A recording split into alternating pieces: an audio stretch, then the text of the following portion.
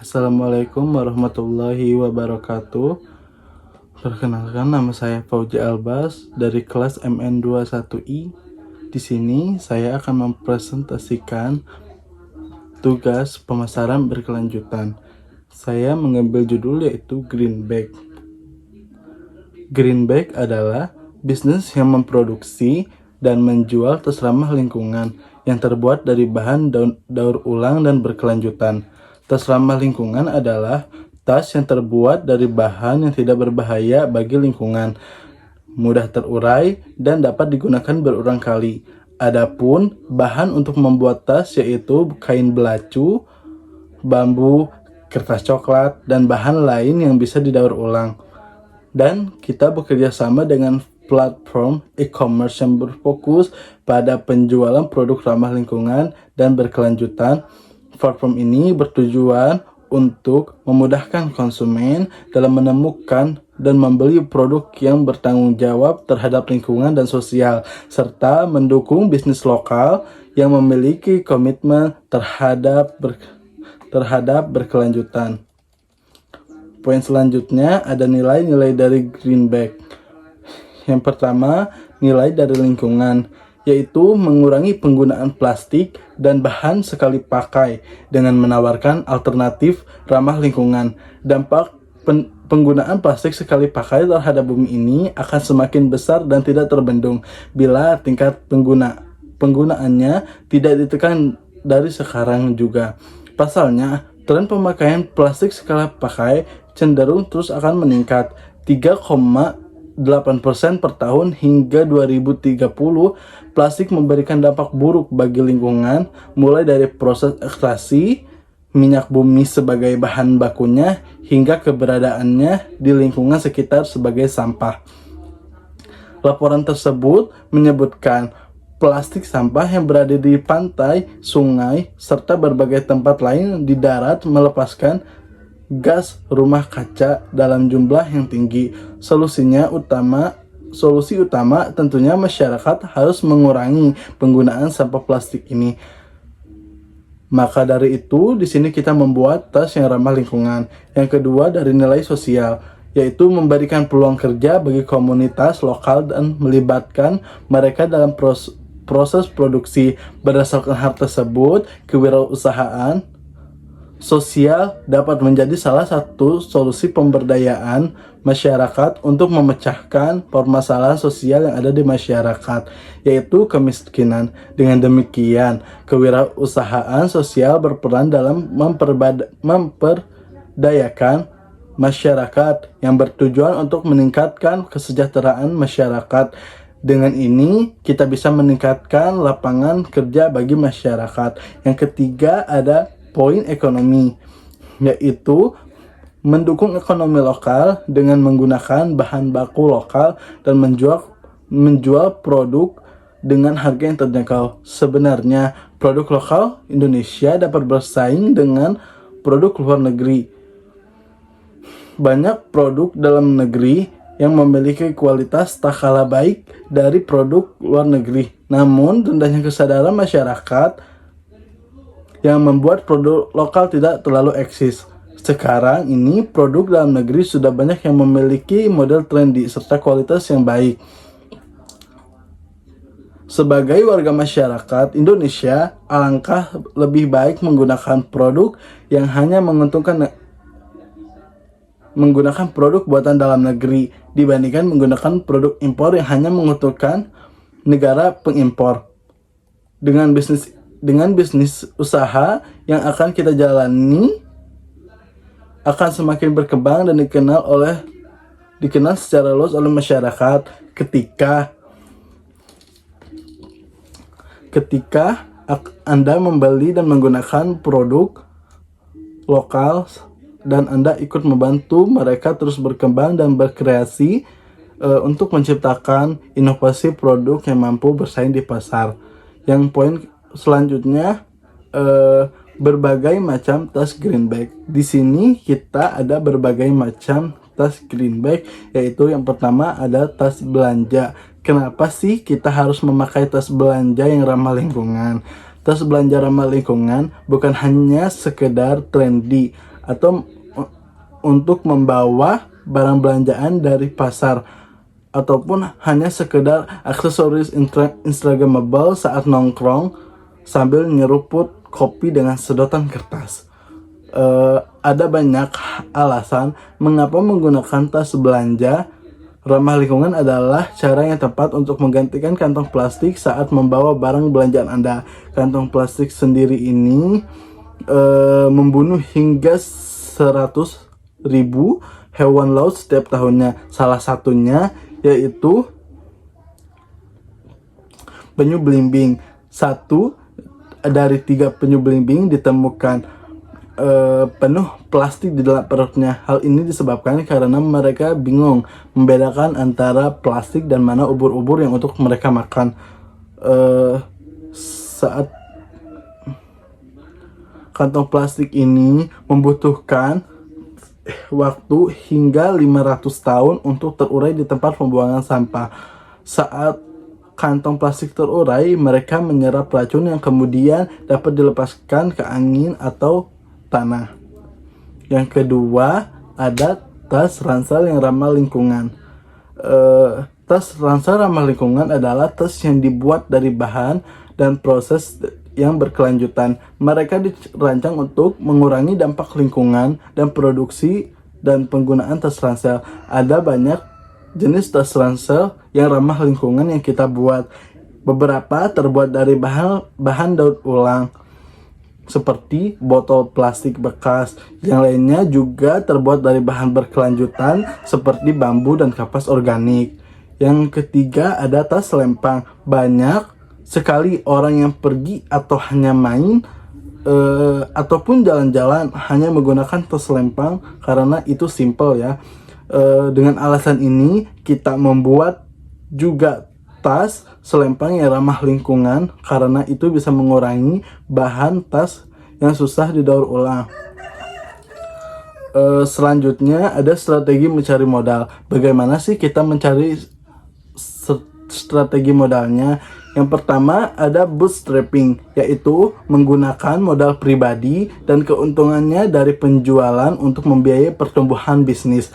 Beberapa alasan kita melakukan bootstrapping adalah sebagai berikut. Yang pertama, merasa cukup dan untuk menjalankan usaha dengan modal pribadi. Yang kedua, kurangnya pengalaman dalam merumuskan perencanaan bisnis yang efektif. Yang ketiga, belum mengetahui bagaimana cara pengumpulan dana bisnis.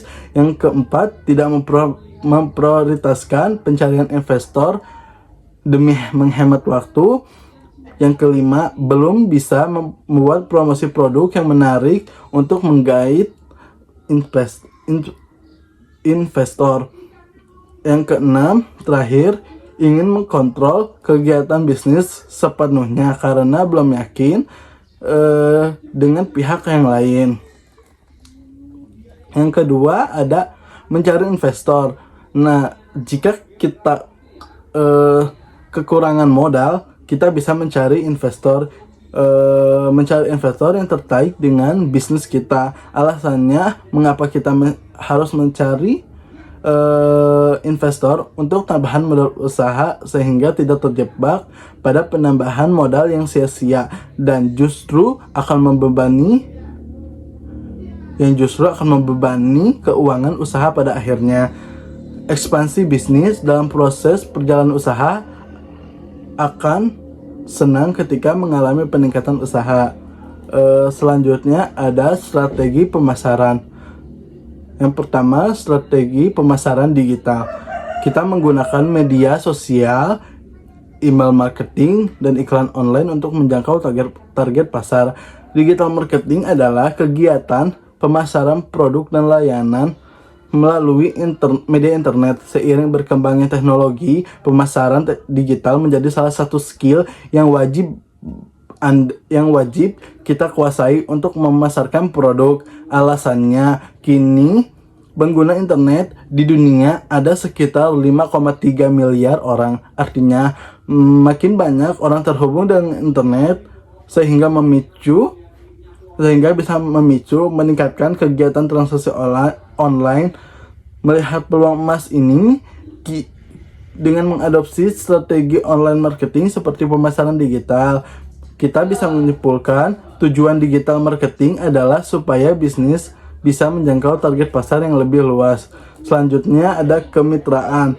Bekerja sama dengan toko-toko yang ramah lingkungan dan organisasi lingkungan untuk mempromosikan produk, mencari tahu kebutuhan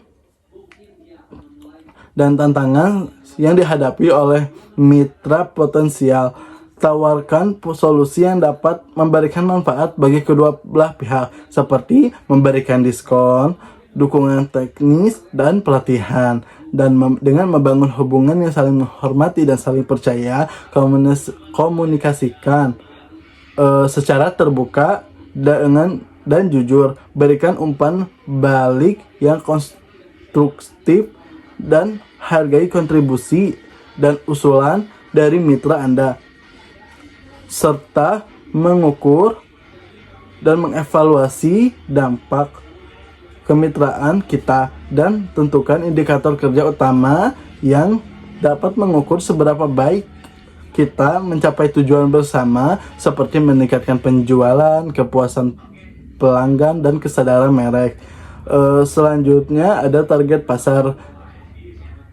Ada yang pertama, konsumen yang peduli terhadap lingkungan dan ingin hidup berkelanjutan. Yang kedua, generasi muda yang sadar akan dampak lingkungan dan sosial dan konsumsi mereka. Yang ketiga, masyarakat ingin mendukung bisnis lokal dan produk yang ramah lingkungan. Dari sini kita bisa lihat bahwa hanya orang yang peduli pada produk lokal dan yang ramah lingkungan. Selanjutnya ada timeline. Dalam 1 bulan, kita menggunakan riset pasar, yaitu melakukan riset untuk memahami permintaan pasar dan tren tas yang ramah lingkungan. Yang kedua, pengembangan produk, yaitu merancang dan mengembangkan prototipe tas ransel yang ramah lingkungan. Yang ketiga, sumber bahan baku, yaitu mencari dan menjalin kerjasama dengan pemasok bahan baku yang ramah lingkungan. Yang keempat, perencanaan produksi, yaitu menentukan strategi dan proses produksi yang efisien dan berkelanjutan. Yang kelima, pemasaran dan branding, membangun website, mempromosikan di media sosial, dan strategi branding untuk mempromosikan produk. Pada bulan kedua, di sini kita melakukan finalisasi produk, yaitu menyempurnakan desain dan fitur tas ransel berdasarkan hasil riset dan pengujian. Yang ketiga, pembuatan sampel, yaitu memproduksi sampel tas ransel untuk diuji dan dipresentasikan kepada calon pembeli. Yang ketiga, pencarian modal, yaitu mencari investor dan sumber pendanaan untuk memulai produksi massal. Yang ketiga, kemitraan, yaitu menjalin kerjasama dengan toko-toko ramah lingkungan dan organisasi terkait untuk memperluas jangkauan pasar. Yang ketiga, peluncuran produk, yaitu meluncurkan produk secara resmi melalui website, media sosial, dan acara peluncuran. Dalam bulan ketiga, di sini kita ada produksi massal, yaitu memulai produksi massal tas ransel yang ramah lingkungan. Selanjutnya, pemasaran dan penjualan, yaitu meningkatkan upaya pemasaran dan penjualan untuk menjangkau lebih banyak pelanggan. Yang ketiga, manajemen logistik, yaitu membangun sistem logistik yang efisien untuk mengirimkan produk kepada langganan. Yang ketiga, ada layanan pelangganan, yaitu menyediakan layanan pelanggan yang excellence untuk membangun loyalitas pelanggan. Yang kelima, ada analisis dan evaluasi, yaitu melakukan analisis dan evaluasi terhadap kinerja bisnis dan strategi yang diterapkan. Dan terakhir, pada bulan 4 sampai 1 tahun ini kita mengembangkan variasi produk, yaitu mengembangkan variasi produk tas ramah lingkungan untuk memenuhi kebutuhan pasar yang berbeda. Yang kedua, Memperluas jangkauan pasar yaitu menjelajahi pasar baru dan menjalin kerjasama dengan distributor di berbagai wilayah. Yang ketiga, meningkatkan produksi, yaitu meningkatkan kapasitas produksi untuk memenuhi permintaan pasar yang meningkat. Dan selanjutnya ada inovasi dan pengembangan, yaitu terus inovasi dan mengembangkan produk dan layanan baru untuk meningkatkan daya saing. Yang terakhir ada membangun komunitas, yaitu membangun komunitas online dan offline untuk menjalin hubungan dengan pelanggan dan komunitas yang ramah lingkungan. Itu adalah timeline kita dari 1 bulan sampai ke 1 tahun. Poin selanjutnya adalah kesimpulan. Jadi Greenback ini memiliki potensi untuk menjadi bisnis yang sukses dan memberikan dampak positif terhadap lingkungan dan komunitas. Dengan kombinasi produk yang tepat, strategi pemasaran yang efektif, dan target pasar yang jelas, Greenback dapat menjadi pilihan bagi konsumen yang ingin hidup berkelanjutan dan mendukung bisnis yang bertanggung jawab. Sekian dan terima kasih.